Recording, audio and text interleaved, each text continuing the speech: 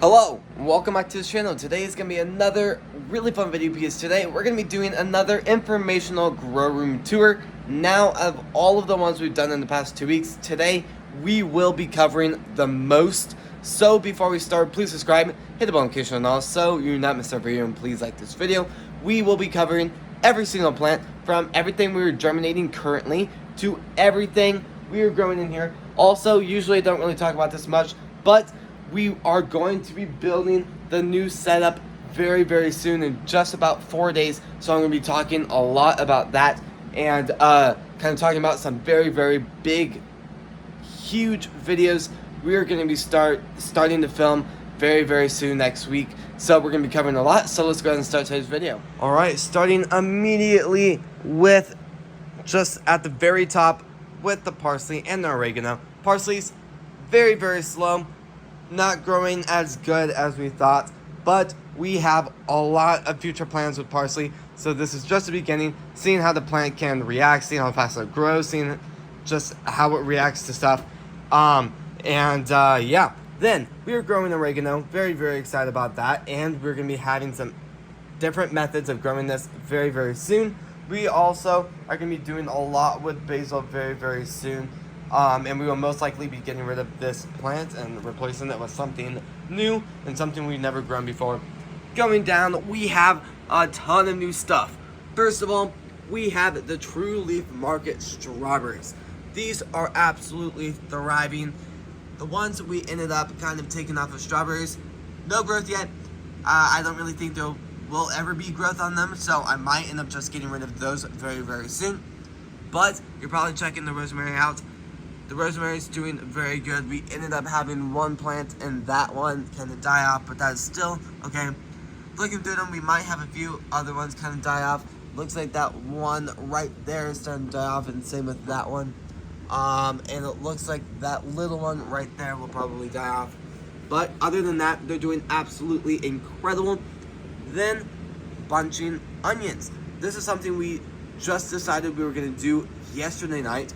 So less than 24 hours since we decided this. This is a lot of bunching onions. You're probably wondering, why are we setting it up like that? We're going to be growing this for about 5 days. We're going to try to get as much roots to grow in those little pods as possible. Then we're going to kind of clean off all the roots, try to get out as much coconut core as possible. And then they will be put into these pods, and then they'll be put into the hydroponic systems, and we'll be doing a lot of work with that. Then, kind of going back up here, carrots will have a lot of work throughout 2025. There's a lot of things we will be covering with just the carrots. We will most likely be getting rid of the carrots very soon, and same with a lot of other stuff we will be covering later in today's video too. So, going down, same with these, the bunching onions, which is this, and the radish. Both of these are growing so insanely slowly now. I think it's completely ran out of nutrients, so I'll most likely be getting rid of that. I'm going to try to reuse as much of that soil as possible because it is all coconut core, and just trying to make the most out of that.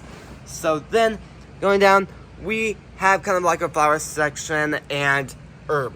So we have morning glories in those two pots right there, cosmos right there, and then we have lavender. Looks like some of the lavender plants have died off.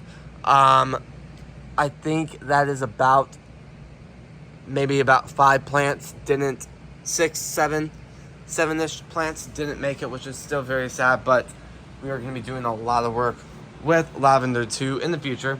Then we have a blueberry bush. I am planning to get more blueberry in the future, so I'm trying to decide. I might just go ahead and get rid of it, use shelf space for other stuff that I'm going to have more purpose for, or the plant will just be a lot better. It'll grow a lot faster, and then I don't have to take up space and waste electricity on grow lights for a plant that I don't even know will survive outside. So, going over to this huge mess, we have a lot of plants in here. I think we got about 5 plants in here. We got a ton of cilantro, and if you look at some of the pots here and there, I'm just going to go ahead and take it out so it's less confusing to look at. You can start to see some of the leaves starting to form and mature. You can check out how full these pots are getting with roots. That's absolutely insane. Then going into the hydroponic area, we have lavender and these two pots. And those two pods. I probably will not do lavender in the hydroponic system, so I could use that space towards other stuff. And then we have a ton of stuff in here.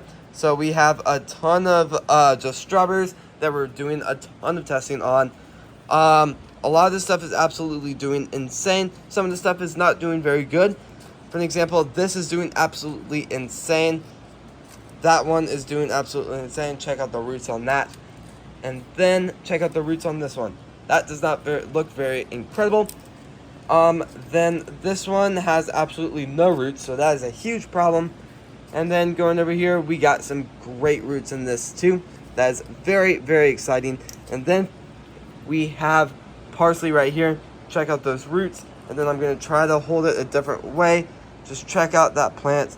The leaves on that look incredible. And I ended up cutting off a piece of parsley earlier because I've never really grown parsley and kind of like just smell how it smells. It smells exactly like cucumbers or like a melon type of plant or just like a watermelon vine. That's exactly what it smells like, which is really, really funny. But very, very excited to work with that and maybe turn it into some spices. Then one of my favorite just shelves is going to have to be our flower section. This has had so much progress in the last few weeks with a ton of strawberries starting to start. Then we have a ton of other stuff throughout here. I think I've decided once we get all the hydroponic stuff working and we get rid of a ton more stuff, I think I'm going to move the strawberry plants into these pots, and there'll be like 3 strawberry plants per pot. And hopefully that should really improve just how fast they grow and how good they do. Then this is the rest of our strawberry seeds that we ended up taking off the strawberries. Once again, none of these are just germinating, which is very, very disappointing with how much work we had to do to get those seeds. But at the end of the day, that's still fine. We still learned a lot of new stuff, and I let you guys know what worked for me and what did not. I'll probably try some different ways in the future, but this is one of the most liked methods for just not spending a fortune on strawberry seeds, because strawberry seeds do get very, very, very expensive once you actually try to buy a ton of them. Then this is kind of like a basil testing plant. So if you're looking at it like, ooh, I mean, it's a big plant, it looks pretty good, but if you're looking at the leaves, you're probably thinking, that does not look very good. Looks like the nutrients is running out, looks like it's not getting watered enough, looks like it's just running out of space to grow for the roots. Yes, that is definitely a big concern for me, but this is our testing plant, meaning all the leaves on this will not be eaten or kind of just turn into seasoning. The entire plant is being grown for testing, research, and just trying to just helping me learn about basil, and then everything I learned, I'm going to try to make content out of that and let you guys know what's worked for me and what has not. We were doing a lot of testing with this, like overwatering it, not watering it for weeks, having to go through droughts, no nutrients at all, which is what it's going through since we pretty much started. That's why the leaves look so crumpled up and just have no nutrients at all. I did not realize the bottom of the leaves were like completely white. That is interesting. So this plant will most likely go to once we kind of move stuff around and try to move it into the future a little bit for 2025. Now, we are going to go into a germinating room and we're going to be talking about all the seeds we are germinating for the hydroponics. Alright, now even though this is a bathroom, I strongly recommend if you have anything that can turn into an enclosed area with no air movement or just stuff like that, where you can kind of control and turn it into like a greenhouse, really control the climate, I really recommend doing this. Plus, if you hardly use like that bathroom or like that location of that bathroom, definitely recommend it. That's why we're using this restroom, because it doesn't get used a ton. Also, we usually fill up this like bathtub and then do the water all around to just really test out different ways to water. That's one of the best, and we talked about that one a lot. But I'm just going to kind of explain what seeds have worked the best for me. I'm going to try to guess what's in these. I know what's in just what we germinated, but I don't know what pot is what. So somewhere in here we have lettuce. I think it's that pot and that pot. We're doing multiple different types of lettuce. I think there's 4. I'm gonna try to say them out at the top of my head. I think we're growing like a tango type of lettuce, oak leaf, butter crunch, grand lettuce. Actually, I don't think we're doing oak leaf. Scratch that part. And we're doing red ruby lettuce. Then we are doing, somewhere in here, we have oregano, parsley, cilantro, and spearmint. And then I think that's pretty much it for now. And then we're going to be doing tomatoes and some other stuff maybe later tonight or tomorrow. Now, I just want to say really quick, if you guys are planning to use like a bathroom or like a closet to kind of turn into a good germinating room, make sure there's hardly any air movement, but really think before you actually do it, because depending on how strong the humidity is, it can really damage the room, and it could potentially damage the plants too. So do a lot of research before you actually do that. And if you have to, I recommend maybe getting a germinating tent, or in some cases, just use the blackout method, and that could do the rest. That's what I really recommend. It just needs a dark place. We're putting it in the bathroom, so first of all, it doesn't look too crazy in here with trays all over the ground or shelves, and it just really kind of helps put stuff into areas and just sort stuff a lot better. Now we're gonna go ahead and put the camera on the tripod, and we're gonna start talking a lot about the setup. So let's go ahead and do that. All right, so this is our setup. I think we've got about 216 areas, or just holes, for the pods, nets to go in. They are theoretically called nets, kind of, but I also like to call them pods because that's what they actually kind of look like. So we're just gonna kind of call that for now. If you guys have the correct word for that, please comment that down. I'd really love to actually know the correct word for that. And then also, so kind of going back into like we have 216 areas. To be honest, no, I have no clue where I'm gonna be putting everything. Also, we do have a piece of paper, wherever that piece of paper went. Here it is. Let's look through this really quick. So I ended up doing a ton of research the other day ago, kind of figuring out what plant, like, so if you guys are planning to do this same setup, I'm gonna word it in this area. If you guys are planning to do like this type of setup, and you guys already know what plants you want to do, put that first. That's how I kind of narrowed stuff down. I ended up going through True Leaf Market, ended up placing an order a few weeks ago for some seeds, and I just decided this is what I want to grow in the system, so I ended up putting all these together, and I ended up figuring on this out. So if you look at the list, it's gonna be backwards, but we got the name of the plant, so that's gonna be lettuce. We got how long to germinate, so 7 to 15 days. Fast or slow grower, fast, so that could really determine on stuff here, because some plants will take an extremely long time to grow, and then the lettuce here will be harvested by the time the other plants are growing leaves. So then I ended up doing some research on what's recommended. So for lettuce and tomatoes need more nutrients than like lettuce. It needs a lot more control over the nutrition for the roots in the plant.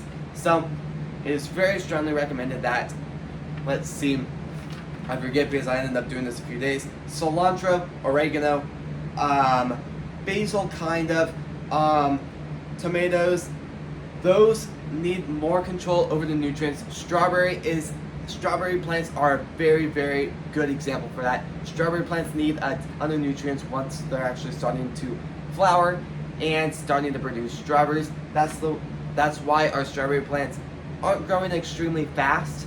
It's kind of running out of nutrients over time, even though it does have really good soil in those cups. So then we have a lot of other stuff. So parsley will go in this too, peppermint, basil, and lettuce. So just keep this in mind. Other plants will want different areas. So for example, like, let's just word this. I'm planning to grow the basil bigger. So I'm going to be putting it on the top so it can slowly grow higher up to like these lower shelves right here. So then we have a ton of other stuff going into that factor. And then over time, maybe the plants will like just more light closer. So like I could probably start the strawberries on this lower shelf. Then over time as they get bigger, I move them to the top.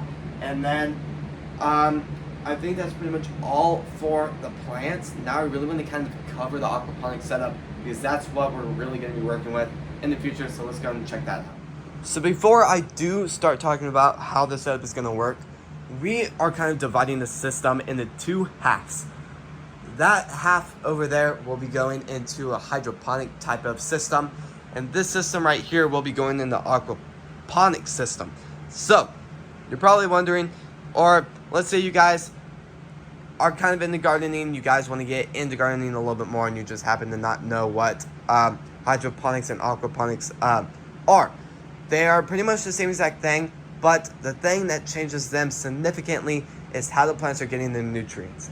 So hydroponics, it's more of a liquid type of nutrients, more stronger, rich type of nutrients where you can have a lot more control over how much nutrients the plants are getting. And then aquaponics are a little bit harder to kind of control how much nutrients is in it, because you're using, just the basic of it is you're using fish waste to pretty much give the fish waste to the plants. And then so for some reason I worded that really confusing. That might have, to be honest, I'm kind of lost there. So just in simple words, you're using the fish waste and turning that into nutrients for the plants. So pretty much the main things you have to have for a fish tank is just kind of a heater. Really depends on just the room you're in. So in this case, the room is kind of 70 degrees, but I really need to have more control over the water. So I really, really strongly recommend getting a pump. Kind of a good place for the fish to survive and thrive in. So we have some fake plants, some nice rocks to put in it. And then we're gonna have a pump in the corner. So then the pump will end up pumping the water all the way up the shelf into this biofilter we're gonna kind of DIY build, and then another kind of hose will go throughout the side into this, go all the way through here, and then it'll drain out that right there. Now, I've done a ton of research lately, so I guess, well, I just learned this last night, so good thing I did. I guess you have to let water sit about 24 hours if you're getting water from like the tap or like a sink or just that area. You have to let it sit for about 24 hours because there's chemicals in it. So there's going to be chlorine in that water, so you really, really have to let that sit 24 hours so it can kind of just go out over time. And just the fish, if you introduce the fish to that water, it'll really hurt them, or by chance really, really give it a high chance of the fish not surviving. So big factor in that area. So I do recommend, if the water kind of evaporates, try to just let the water sit every single time. Don't get it straight from the sink and then dump it into the fish tank, because that will hurt the fish.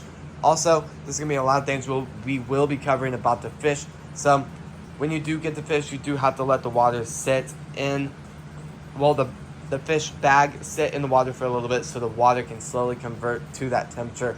Because if you just dump the fish straight into the fish tank and it's a different temperature, you will put the fish through shock and potentially hurt the plant, the fish, or kill them, which that is a huge no-no in kind of the aquaponics area. So that's probably one of the worst things to happen. One of the fish is not making it, or the fish happens to not like each other, and then so a lot of factors that could happen for the setup to not work. So we are ready for a lot of stuff to happen, but there is still a huge possibility something will go wrong, with maybe some stuff going wrong in the actual aquaponics system, the racks kind of hydroponic system, I guess, and maybe some stuff will go wrong in the fish tank. At the end of the day, it is still better for stuff to go wrong, because every single time something goes wrong, you learn something new, and it's still good content at the end of the day. We are pretty much running this as a setup for content, not really a business yet. So if you guys want me to kind of talk more about what I did cover in today's video, I kind of explained stuff extremely quick in today's video, so it's a little bit more confusing of the way I worded stuff. So if you guys want me to talk about other things that you guys just want me to cover more about, maybe like the actual setup, where we got our stuff, and just stuff and numbers, maybe the temperature of the water, maybe good places to get fish, please comment any ideas you guys want us to do. So yeah, this is gonna be the end of the video. If you guys like these types of videos, please subscribe, hit the notification bell so you do not miss a video, and please like this video. I really appreciate all you guys spending your time today to support this channel, and I'll see you guys later today when we post next. Peace.